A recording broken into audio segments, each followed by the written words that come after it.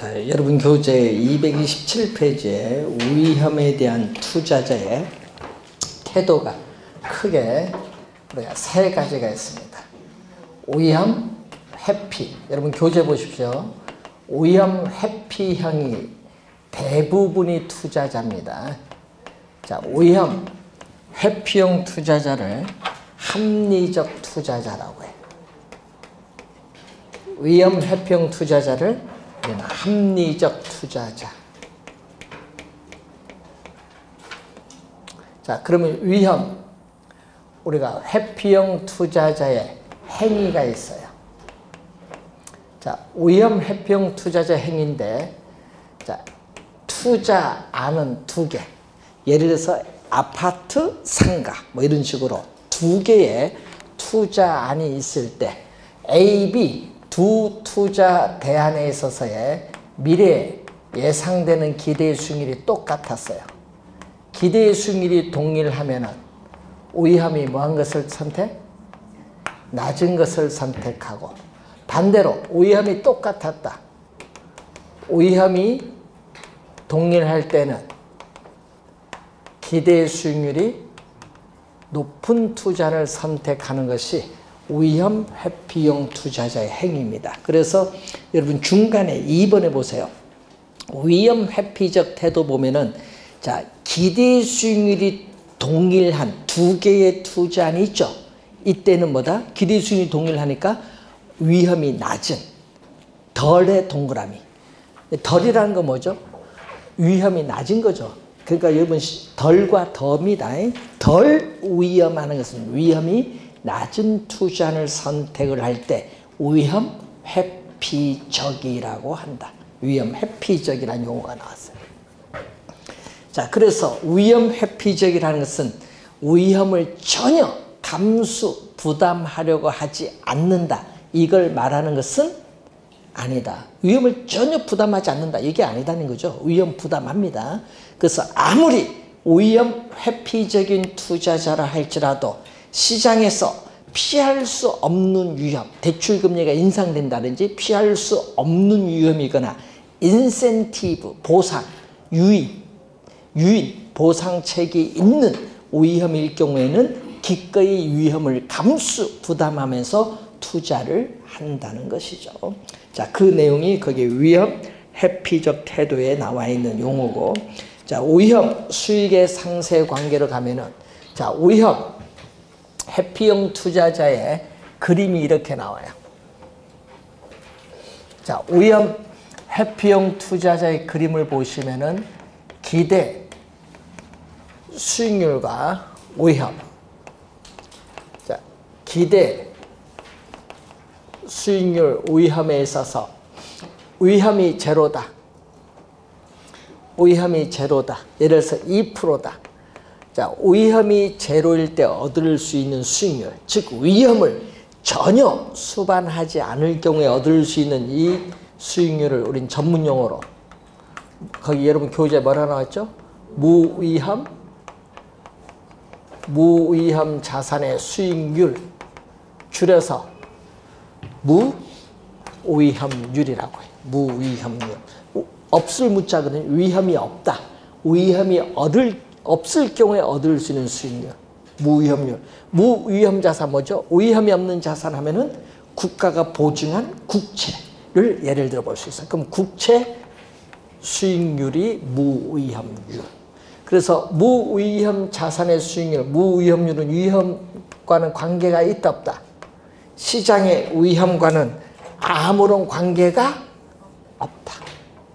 이 말은 결국 뭐냐? 위험이 제로니까 위험과는 관계가 없고, 그래서 장래 기대되는 수익이 불확실성 위험이니까 확실한 경우의 수익률을 우리는 무위험률이라고 해요. 그 무위험률은 고정돼서 변할 수 있어요. 요 2%가 2.1% 될 수도 있거든요. 뭐가? 한국은행이 기준금리를 인상하면은 요 국채 수익률이 올라갈 수 있고, 기준금리를 인하면 요 2%가 몇 프로? 1.8%가 될 수도 있어요. 그래서 무위험 수익률은 고정된 것이 아니라 변할 수 있다. 일반 경제 상황, 아까 한국은행의 기준금리, 지급준비율, 한국은행의 지급준비율 변경이라든지 신용의 제한, 저축률, 투자율 이런 내용들이 어떻게 돼? 무위험률을 변화시킬 수 있다는 겁니다. 자, 그러면은 위험이 여러분이 위험이 4%일 때도 어떻게 돼요? 요 크기는 얼마? 2%. 위험이 제로일 때도 2%예요. 그러니까 위험이 높든 낮든 위험이 없든 이 2%는 변화가 없어요. 그래서 무위험률은 뭐에 대한 위험과는 관계없잖아요. 위험이 높든 낮든 아무런 관계없고요. 순수한 뭐에 대한 대가? 시간에 대한 대가. 무위험률은 순수한 시간에 대한 대가다. 즉 여러분들이 1년 만기 국채를 사면요.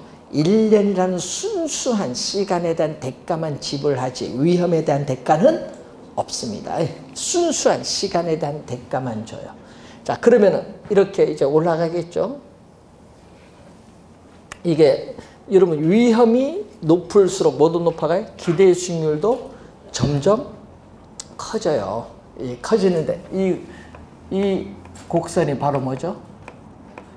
우리는 무차별 곡선이에요. 무차별 곡선.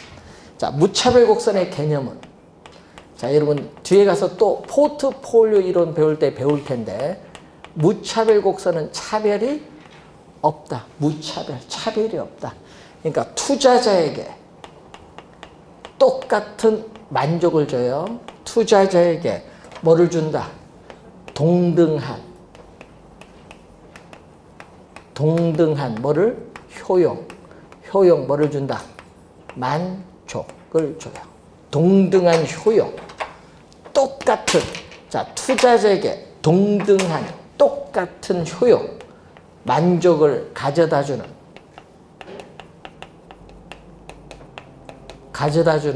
위험. 자, 요 위험과 뭐죠? 요 기대 수익률의 조합. 위험과 기대 수익률의 조합. 컨비네이션이거든요. 조합을 연결한 곡선. 연결한 곡선인데 무차별 곡선이 지금 뭐죠? 위험축, 요 위험 X축입니다. 위험 X축에 대해서 밑에서 보면 뭐죠? 이거 볼록하죠? 위험축에 대해서 볼록을 할 때를 우리는 뭐라고 한다? 위험 회피형 투자자의 무차별 곡선. 자, 그럼 위험 회피형 투자자의 무차별 곡선은 지금 오른쪽 위로 올라가죠? 우상향한다라는 것을 알 수가 있어요. 우상향. 그럼 이때 요걸 뭐죠? 요 크기. 이번 요 크기는 예? 위험이 제로일 때는 제로인데 위험이 4%일 땐 요 정도 크기죠. 요게 위험이 이렇게 위험이 점점 높아질수록 이 크기도 점점 커지고 있어요. 이것을 전문용어로 뭐라고 하냐? 위험 할증률이라고 해요. 위험 할증률. 위험 할증률. 위험은 리스크고요. 할증률은 프리미엄. 그러니까 위험에 대한 프리미엄. 프리미엄을 뭘로 번역?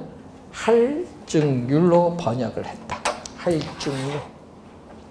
자, 이것은 증대되는 뭐에 대한 대가?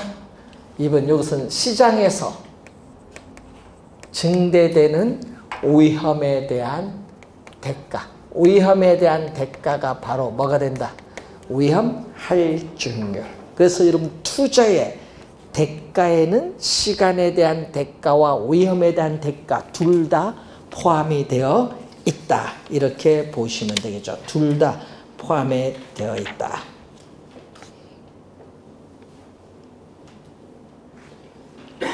자, 227페이지에 밑에서 네 번째 거기 보면은 동그라미 2번에 보면요.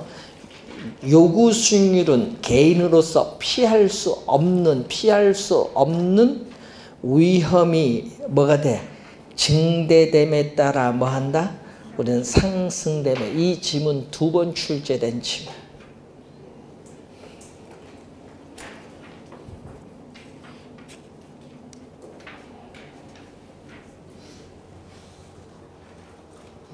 그게 2번 출제된 지문입니다.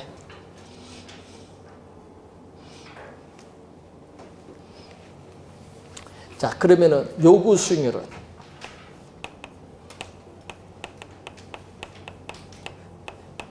자, 무위험률. 여러분 위험을 전혀 수반하지 않을 경우 얻을 수 있는 수익률이 몇 프로 지금? 2%. 증대되는 위험에 대한 대가. 위험 할증률이 예를 들어 3%다. 그러면 2%, 3% 대준 몇 프로? 5%. 무위험률에다가 위험 할증률을 가산한 이 요구 수익률을 우리는 위험 조정률 또는 위험 조정 할인율, 밑에서 2번째 나오죠. 위험 조정률 227페이지 맨 밑에 위험 조정률이라는 용어가 나와요. 자, 그러면은 이때 여러분 교재 다시 228페이지 오시면 또 중간 박스 수식 있죠. 자, 투자자의 요구 수익률에는 또 영향을 미치는 또 하나의 중요한 요소가 있죠. 뭐가 있다? 인플레이션. 예? 인플레이션에 대한 예상인데 예상된 인플레이션율이 2%다. 2%면 돈의 가치가 떨어지니까 요구 수익률, 투자자 손해니까 요구 수익률을 더 높여요. 플러스 더 높이는 거예요. 그래서 몇 프로에서 5%에서 몇 프로? 2% 더해주니까 몇 프로죠? 7%만큼 요구 수익률이 더 높아지는 거. 5%에서 7%로. 그래서 인플레이션이 예상되는 경우에는 예상된 인플레이션율만큼 투자자의 요구 수익률도 그만큼 더 2%만큼 더 높아지는데 이것을 여러분 거기에 전문 용어가 나오죠. 어빙 피셔라는 학자 이름 따서 피셔 효과. 그 중간에 수식 바로 위에 피셔 효과가 있어요. 피셔 효과.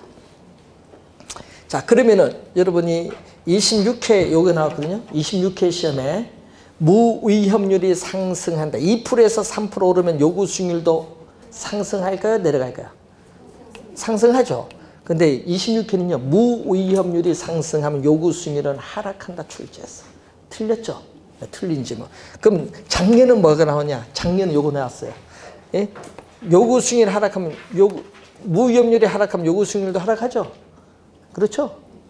작년에 출제했잖아요. 그래서 이 말들을 잘 보셔야 돼요. 26회 시험, 29회 시험에 출제했고 우리가 4회 시험은 또 계산 문제를 출제했죠. 요거 다 더해준 몇 프로냐? 요거 한번 14회 시험 출제인데.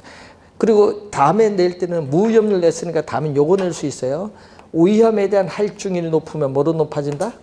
요구 수익률이 높아진다. 또 인플레이션이 예상이 되면 그만큼 또 뭐도 높아져? 요구 수익률도 높아진다. 이런 용어들이 이제 출제를 합니다.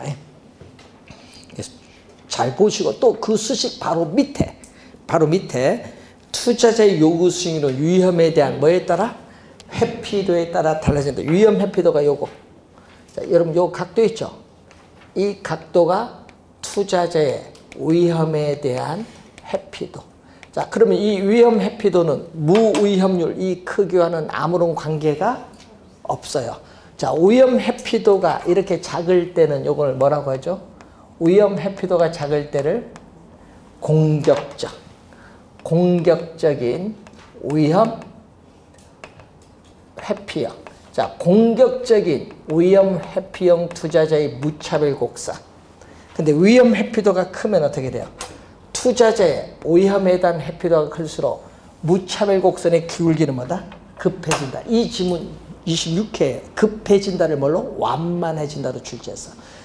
투자자의 위험에 대한 회피도가 클수록 무차별 곡선의 기울기는 급해진다. 급해질 때를 뭐죠?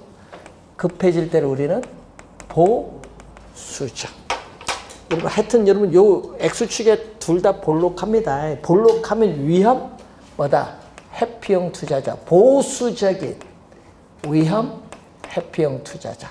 그럼 어디가 기울기 급해요? 공격적보다는 보수적 위험 회피형 투자자의 기울기가 급해요. 왜? 그만큼 수익률을 더 높게 요구하거든요. 자, 공격적인 수익률 몇 프로? 여기 위험 할증률 여기에 3%라고 했으니까 이게 몇 프로다? 예? 5%. 이게 2%에다가 3% 하면 5%죠. 2% 3% 하면 5%. 공격적인 몇 프로를 요구한다? 5%를 요구하는데 보수적은 위험, 동일한 위험에서 보수적은 더 수익률을 뭐다? 높게 요구한다. 되겠죠? 자, 동일한 위험에서 공격적인 위험 회피형 투자자보다 보수적 위험 회피형 투자자가 더 높은 수익률을 요구한다. 요걸 우선 그림을 보고 이해를 하시면 돼요. 그 지문이 여러분 거기에 동그라미 4번 끝에 나온 지문이죠. 자, 그러면 또 그 밑에 우리가 보시면요. 위험 수익의 상세 관계가 나오는데, 자, 227페이지 밑에서 5번째 보시면 얘기 나오죠. 일반적으로, 여러분 우리 항상이란 말 안 쓰죠. 일반적으로 위험과 수익은 무슨 관계? 비례 관계. 자, 이 지문을 또 우선 출제를 또 많이 하죠. 21회 시험과 그리고 우리가 25회 시험에 또 출제한 지문. 3번 출제했죠. 비례 관계 있다.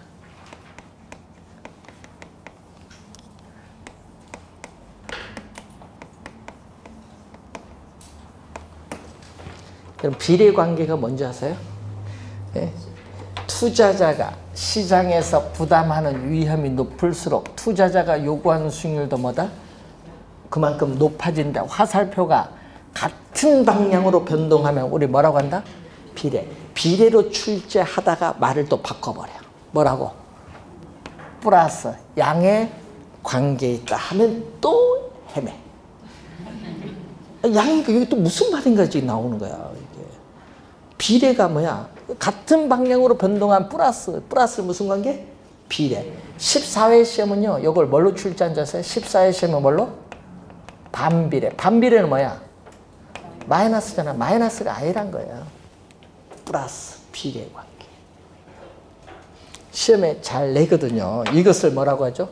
이것을 우린 전문용어로 위험, 수익에 여러분 거기에 상쇄를 뭐라고 해요? 트레이드 오프. 여러분 야구 경기할 때 여러분 우리 야구 보면요. 프로야구 보면 트레이드 하잖아요. 언제? 오프 시즌에. 그래서 나온 용어예요. 트레이드 오프. 서로 트레이드면 상쇄시킨다. 트레이드 오프. 그래서 위험이 높고 수익도 높아지면 두 개가 뭐가 된다? 상쇄가 된다. 위험, 수익의 상쇄 관계.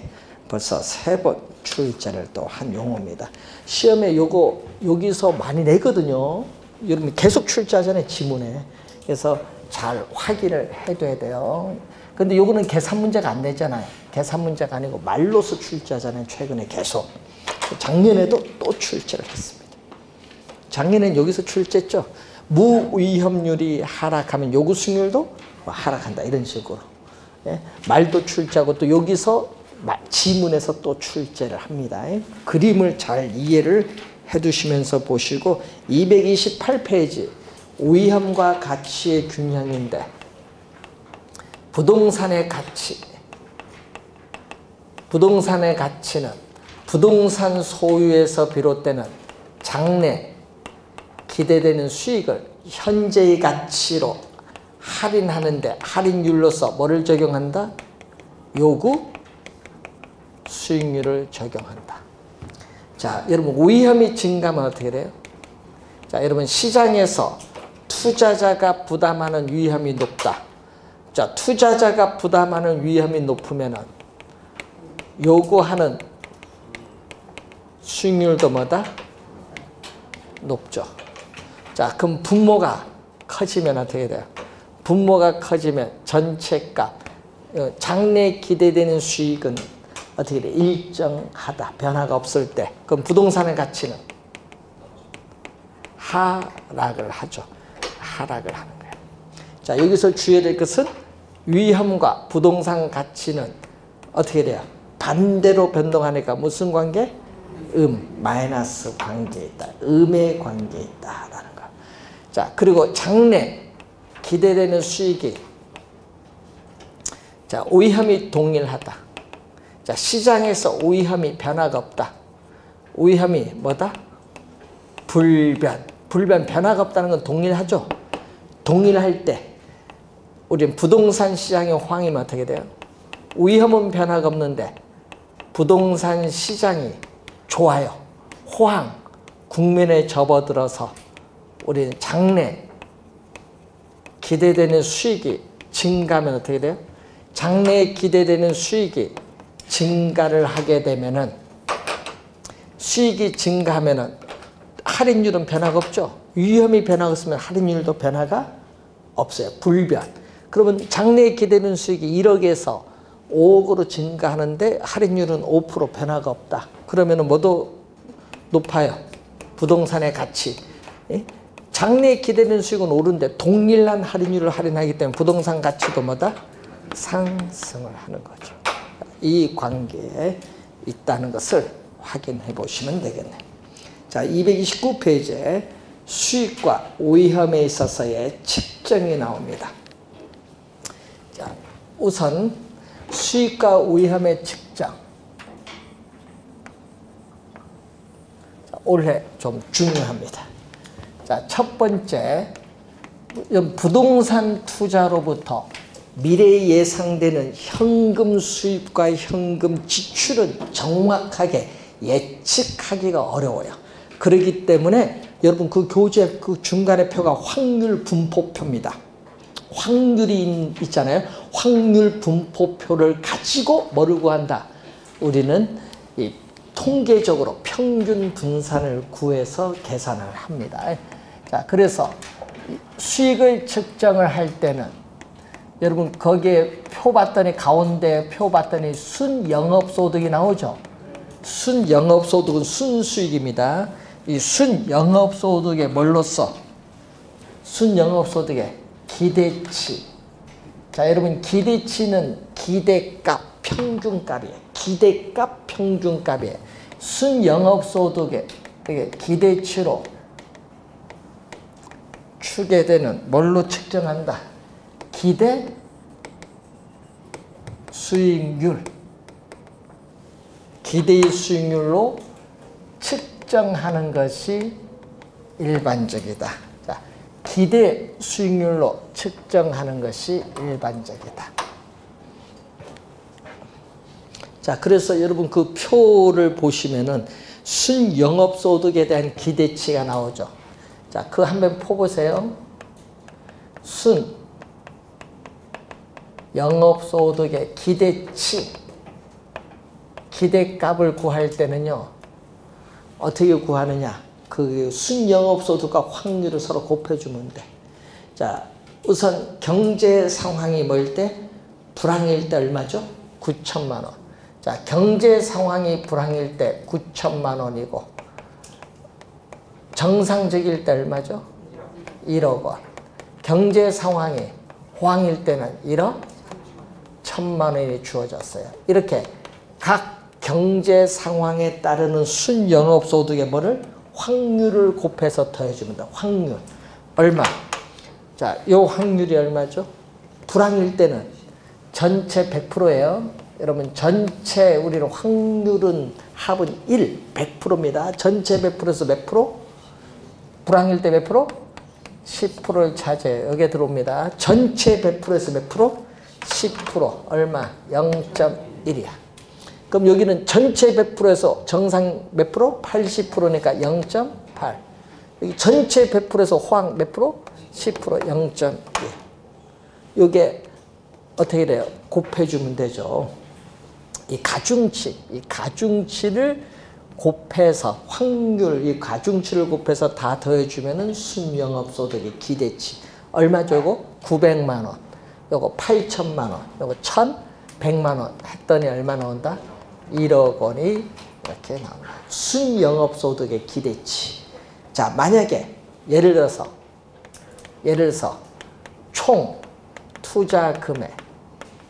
자, 여러분 총 투자 금액이 10억 원이다. 자, 예를 들어서 총 투자 금액이 10억 원이면 기대 수익률은 얼마? 여러분 요거 구하려면 기대 수익률은 분모는 뭐죠? 부동산을 취득하는데 총 투자 금액 얼마죠? 10억 원.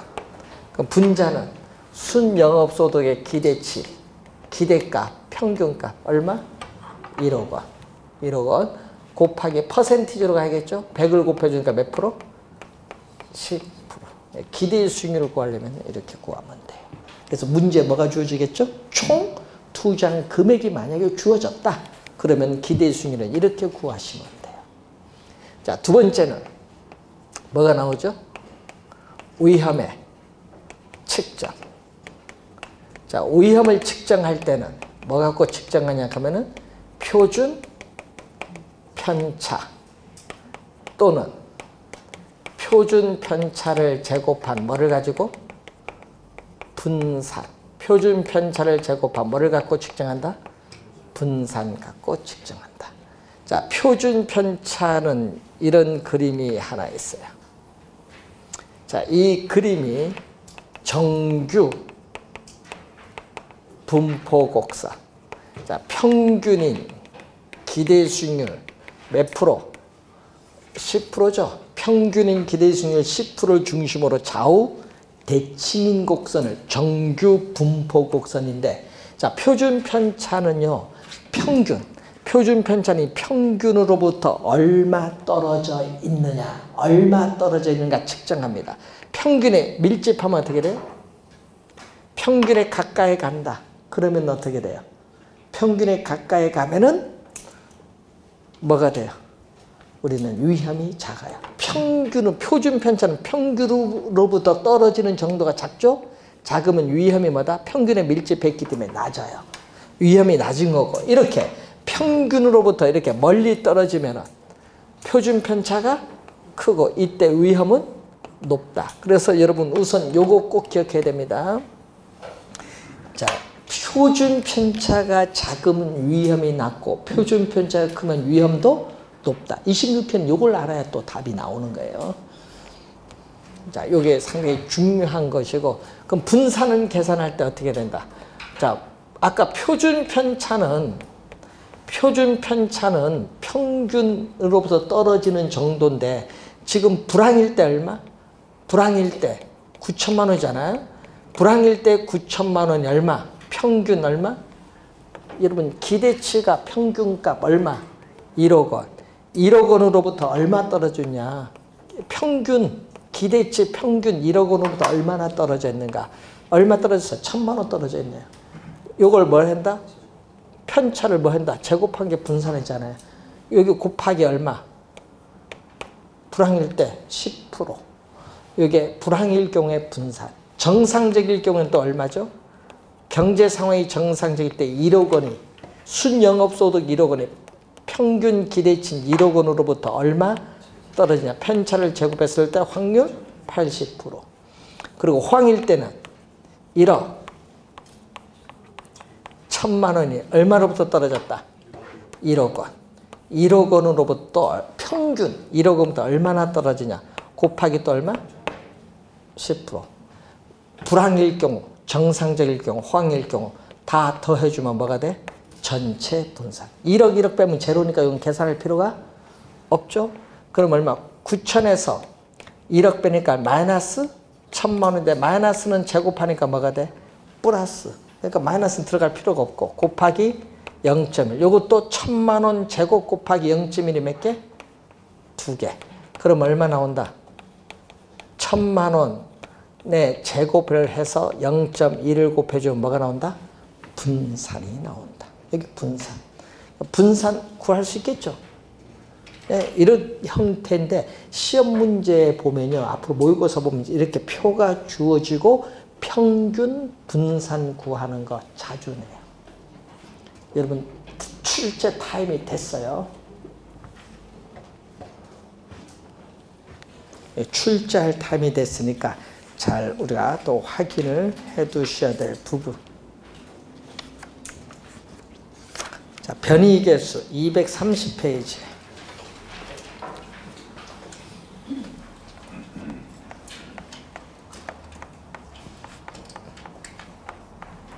변이 또는 변동 변이계수, 변동계수를 다른 말로 기대의 수익률,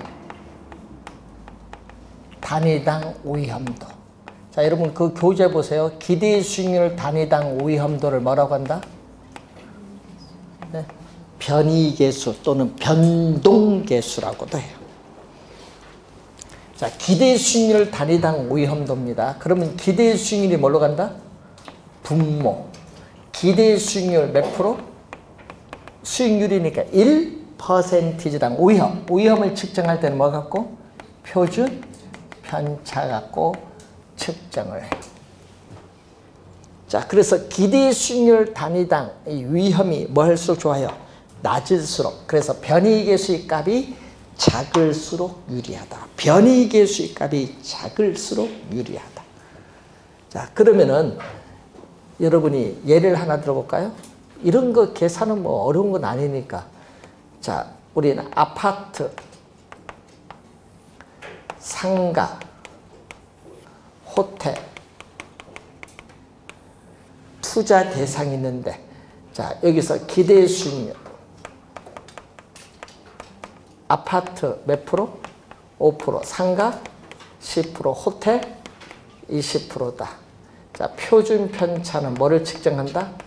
오위험을 측정하는데 여기 1%, 3%, 10%다. 자, 그럴 때 이제 여러분 시험 문제에 이렇게 표는 주어져요. 표는 주어집니다. 이때 뭐를 구하라? 변이 계수 구하라. 이걸 못 구하면 안 되지. 표는 주어졌는데. 그럼 얼마? 여기는 5%죠. 5%, 몇 프로? 1%. 5분의 1이니까 0.2. 여기는 10분의 3, 0.3. 여기는 20%에서 10%니까 2분의 1, 0.5. 그러면 어느 게? 요거네. 요게 가장 작잖아요. 기대 수익률 단위당 위험도가 가장 낮은 뭐를 선택해야 된다? 아파트 투자를 선택해요. 그러면 다른 건 포기한다는 얘기인데 문제는 얘기죠. 아파트, 상가, 호텔 이렇게 서로 다른 투자 대상을 비교하죠. 비교할 때는 서로 다른 투자 대상을 비교할 때는 앞에 뭐를 붙여요? 상대적이란 말이 들어가요. 되겠죠? 자, 여러분 나중에 또 배웁니다. 이렇게 서로 다른 투자 대상을 비교할 때는 뭐를 붙여? 상대적. 상대적 표준 편차. 표준 편차는 뭐죠? 위험이죠. 그러니까 뭐를 한다? 상대적인 위험을 나타내는 지표예요. 표준 편차는 위험이니까. 서로 다른 집단을 비교할 때는 이렇게 상대적이다. 아파트가 상가, 호텔에 비해서 상대적으로 기대 수익률 단위당 위험도가 낮기 때문에 투자안을 선택한다. 이런 얘기죠. 상대적이란 말이란 의미를 좀 알면 되겠네요. 작년에도 말로 출제했죠. 자, 여러분이 230페이지에 오위험을 관리하는 방법. 자, 오위험을 관리하는 방법에 뭐가 나온다? 오위험의 회피, 오위험의 정가, 오위험의 보유, 오위험의 통제 네 가지가 있어요. 자, 오위험의 회피. 오위험의 회피한다. 위험을 뭐 한다? 뭐 피한다는 얘기죠. 그래서 스스로 미래의 손실 가능성을 피하는 방법으로서 대부분의 투자자는 위험을 뭐 하고자 한다? 회피하고자 한다. 이렇게 보는 거죠. 자, 거기 봤더니 위험의 회피에 있어서 관련해서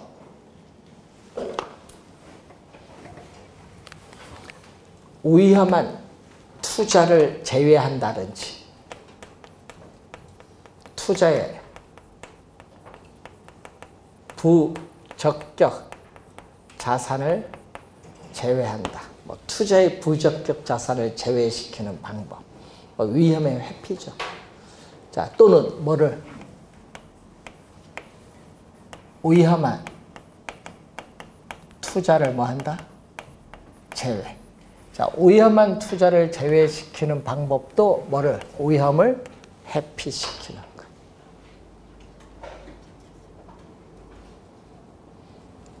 자, 위험의 회피. 17회 시험에 출제했죠. 15회 시험에 우리가 위험의 정가가 또 출제했죠. 15회 시험. 위험의 정가 17회 21회 시험에 출제다. 자, 위험의 정가, 여러분 조세 정가 배우셨나요? 시험 문제는 여기에 4개 중에서 출제한다면 우리는 요걸 출제를 많이 해요. 출제원들이. 정가시킨다. 자, 여러분 15회 시험은요, 요걸 출제했거든요. 물가가 지속적으로 상승하는 인플레이션이 발생하면은 화폐 가치가 하락을 하기 때문에 임대료 수입받는 임대인이 손해예요. 임대인이 손해니까 뭐를 통해서? 임대료 인상을 통해서 누구에게? 임차인에게 정가시켜야 돼. 이게 바로 뭐다?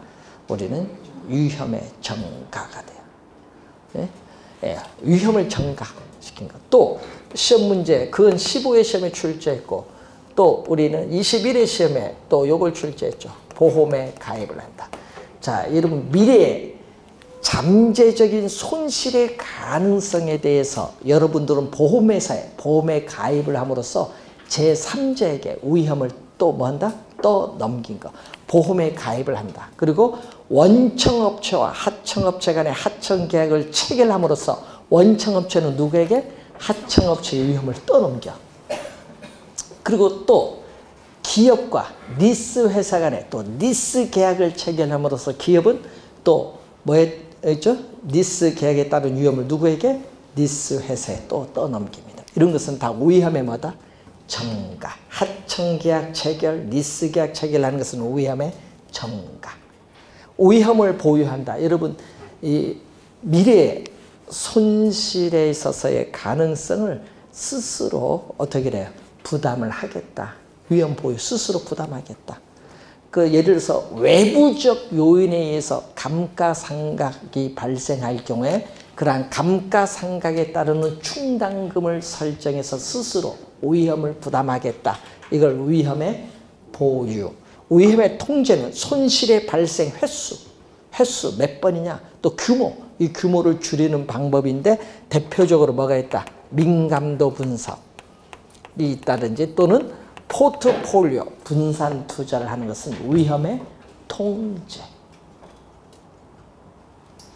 이 4가지 중에서 우리 뭐를 중요한다? 위험의 정가를 중요시킨다. 자, 또 위험의 처리 방법. 자, 위험을 처리하는 방법이 나오죠. 자, 4가지가 있어요. 자, 이 4가지 중에 위험한 투자를 제외시키는 방법이 있어요. 투자한 원금을 잃지 않으려고 안전한 자산인 국가가 보증한 국채에 투자한다. 그런데 문제는 수익률이 낮기 때문에 투자자의 부를 극대화시키지는 못합니다. 이건 위험의 회피야. 위험의 회피. 자, 그리고 보수적 예측이죠.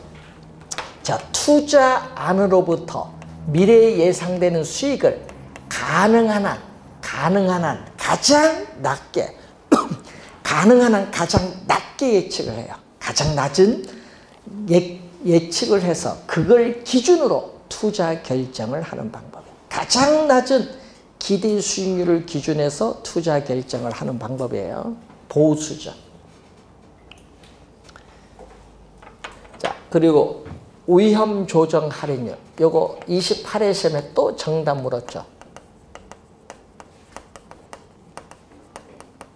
위험 조정 할인율을 사용하는 방법. 자, 15회 시험, 추가 시험도 냈고 21회, 28회 시험 다 출제. 여러분 요거 얘기입니다. 위험 조정 할인율을 사용하는 거 요거. 자, 부동산 소유에서 비롯되는 장래 기대 수익을 현재 가치로 환원할 때 뭘수록 위험한 투자일수록 뭐를? 위험한 투자일수록 높은 할인율을 적용한다. 높은의 동그라미. 이걸 시험에 계속 뭘로 출제했다? 낮은으로 출제했습니다. 28회도 낮은. 그게 정답. 위험한 투자일수록 높은 할인율이, 할인율은 뭐죠? 요구 수익률. 높은 할인율을 적용하는 방법. 낮은이 아닙니다. 낮은으로 계속 출제했습니다. 자, 민감도 분석. 요거는 요즘 계속 출제하네요. 민감도 또는 감응도 분석인데 여러분 시험 지문에 계속 출제를 하는 내용이에요. 15회 시험에 처음 출제해서 계속 출제를 하고 있어요. 자, 민감도 분석은 개념을 출제하거든요. 시험 문제는 뭐를? 개념. 투입 요소의 변화. 여러분 하나 변화시키는 건 뭐죠? 개별적. 또는 여러 개 변화시키는 건 뭐죠? 집단적. 개별적 또는 집단적으로 변화시켰을 때 우리는 산출되는 결과를 뭐라고 하죠? 거기에 수익성이 있어요. 수익성. 투입 요소의 변화에 따라서 산출되는 요소, 결과가 어떻게 변하느냐. 그 뭐가 변해요? 수익성에 영향을 미치는 요인 중에 대표적인 게 뭐죠? 임대료. 또 전체 임대 면적 중 임대되지 않은 면적의 비율, 공실률, 부동산을 운영, 유지하는 데 드는 비용, 영업경비, 부동산에 있어서의 보유기간, 또 감가상각 방법의 변경, 부동산 가격의 상승, 뭐 이런 것이 변화를 하는데, 그래서 이 하나 변화를 하나, 두 개, 세 개, 여러 개를 변화시켰을 때 산출되는 결과인 수익성이 어떻게 변하느냐 보는데, 문제는 이 투입 요소는 무슨 변수? 독립 변수. 산출되는 결과는 영향을 받는 뭐죠? 종속 변수. 이 독립 변수와 종속 변수의 관계를 뭐 갖고 분석을 한다? 우리 회귀 분석. 회귀 분석법 가지고 분석을 해요. 그래서 회귀 분석법 가지고 분석을 할 때 회귀 개수가 민감도야. 이 민감도, 회귀 개수, 민감도가 높다. 여러분 민감도가 높다는 것은 투입 요소, 임대료의 약간의 변화에도 수익이 크게 변동한다. 위험이 높은 투자를 말합니다.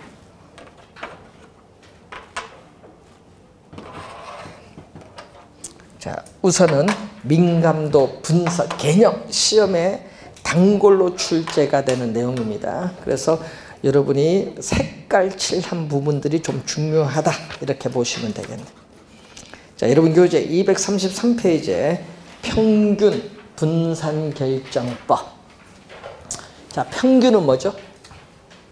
자, 평균은 자, 여러분 부동산 투자로부터 미래 예상되는 현금 수입과 지출은 정확하게 예측하기 어렵기 때문에 아까 우리 위험 수익 측정할 때 배우는 확률 분포표를 가지고 평균과 뭐를 구한다? 분산을 구해요. 평균 분산을 구하는데 평균은 뭐와 관련이 있다? 수익을 측정하는 거고 분산은 뭐를 측정? 위험을 측정하는 거예요. 그래서 평균과 분산을 구해서 투자 결정을 하는 방법을 평균 분산 결정법이죠. 자, 12회 시험과 28회 시험에 개념을 우선 출제를 했습니다. 개념. 평균 분산 결정법에 우선 개념을 우선 출제를 했습니다. 자, 그리고 여러분 교재 보시면은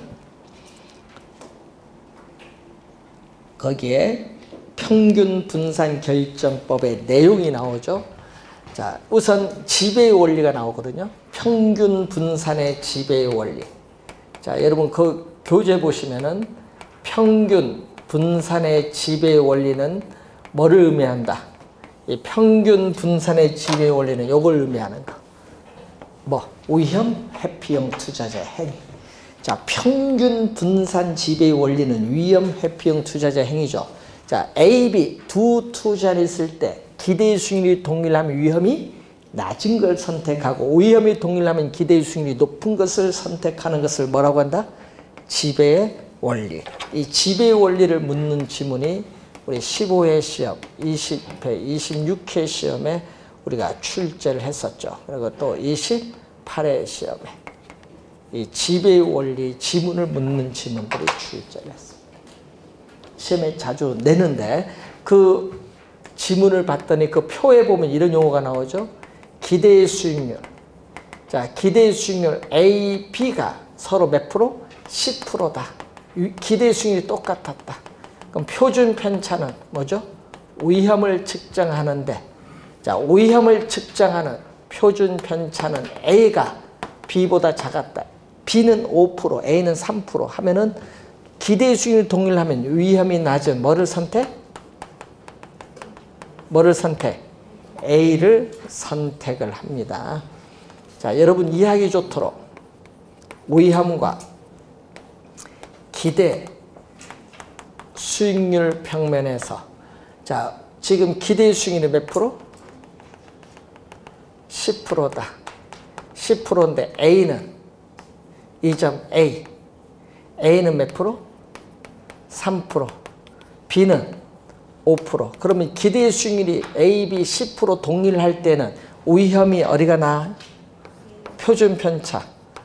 A가 낮죠? 그러면 위험이 낮은 뭐를 선택? 뭐를 선택? A를 선택. A, B에서 A를 선택. 되겠죠? 그런데 만약에 표준 편차가 같았다. 위험이 동일했다. 위험이 예를 들어서 몇 프로? 우리가 5%로 동일했다. 동일했는데 기대 수익률이 여기는 6%다. 네? A하고 C 할까요? C. A하고 C다. 그러면 어떻게 돼? 위험은 동일했는데 기대 수익률은 뭐가 높았다? A가 높았다. 자, A가 10%고 여기는 몇 프로? 우리가 몇 프로? 6%다. 여기 C. 5% 위험은 동일한데 기대 수익률은 A가 뭐보다? C보다 높죠. 그럼 A, C를 비교할 때 뭐를 선택? 또 뭐를 선택? A를 선택. A를 선택. 위험이 동일할 때는 기대 수익률이 높은 A를 선택. 근데 A와 D를 비교한다. 자, A가 D보다 기대 수익 높고 위험도 낮다. 그러면 D가 이렇게 나오거든요. 이 점이 뭐다? D. 자, 8%다. A가 D보다 기대 수익 높죠? 높죠? 위험은 어떻게 돼요? C보다 어떻게 돼요? 위험은 D가 A가 D보다 위험이 낮죠? 여기 4%가 3% 낮으면 A, D 중에 또 뭐를 선택? A를 또 선택. 그러니까 여러분 여기서는요, 요 빗금진 요거죠? 요거잖아요. 여기서는 뭐를 선택하는 거야? A를 선택. B든 C든 D든 뭐를 선택? A를 선택을 해야. A를 선택하는 영역. 그런데 문제는 여기 있을 때는 어떻게 돼요? 요 점을 2점이라고 하면 A가 2보다 뭐도? 기대 수익률 높아요. 6% 여기 10%니까 또 A가 2보다 또 뭐도 높아? 여기 2%면은 표준 편차도 크죠. 이때는 요 세 가지는 뭐를 선택? 지배의 원리가 적용되는데 이때는 우리는 지배의 원리를 적용할 수 못해요. 오류가 발생해. A와 E를 비교할 때는 우리는 투자자의 위험에 대한 태도에 따라 A를 선택할 수도 있고 뭐를? E를 선택할 수 있어요. 요 두 점을 비교할 때는 지배의 원리를 적용하지 못한다. 요 어느 영역? 빗금친 요 영역에서만 선택이 뭐하다? 가능하다. 여기는 안 돼요. 요 위에는 이런 데서는 안 돼요. 요 빗금 안 되는 부분이 있죠. 여기서는 안 된다. 그래서 요 그림을 보고 확인해야 되는데 이런 경우는 지배의 원리를 적용하기 어렵다. 그래서 맨 밑에 보시면은 뭐 어떻게 돼요? 두 개의 대안 중 어느 것을 선택하느냐는 것은 투자자의 위험에 대한 태도에 따라 달라져요. A를 선택할 수도 있고 E를 선택할 수도 있다. 자, 즉 투자자가 위험을 감수하려는 정도, 추가 소득에 대한 추가 위험의 정도에 달려 있다는 그러한 내용이 거기에 나와 있습니다.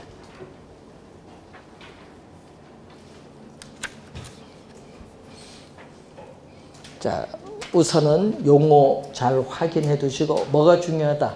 위험 수익의 측정에서 요 계산 문제, 표를 이용한 계산 문제 나올 수도 있고 저기에 우리 위험을 물을 때 시험 문제 위험에 있어서 유형, 위험의 관리 방법, 위험 처리 방법 이런 걸 여러 개를 묶어서 출제할 수도 있어요. 그때 여러분 시험에 제일 많이 나오는 게 뭐죠? 위험의 뭐다? 정가. 그리고 또 여기서는 요 세 가지를 자주 시험을 치고. 그래서 확인 좀 잘 해두시면 되겠습니다. 자, 이제 포트폴리오 이론도 또 한 문제가 출제를 하는데 이 내용과 또 매년 출제되는 현금 수지 측정 이 두 문제 출제되는 범위를 우리가 잠시 쉬고 시작하도록 하겠습니다.